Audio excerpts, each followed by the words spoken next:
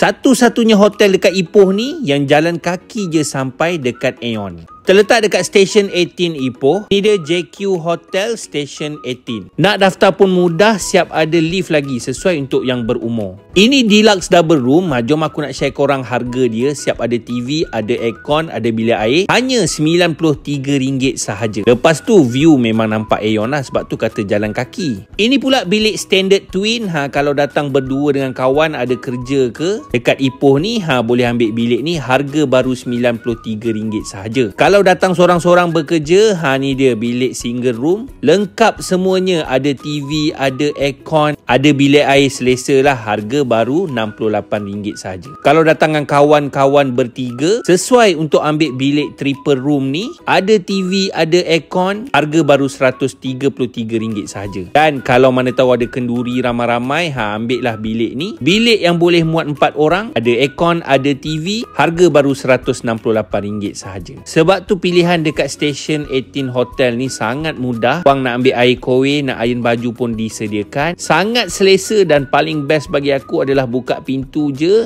korang dah boleh sampai dekat Aeon.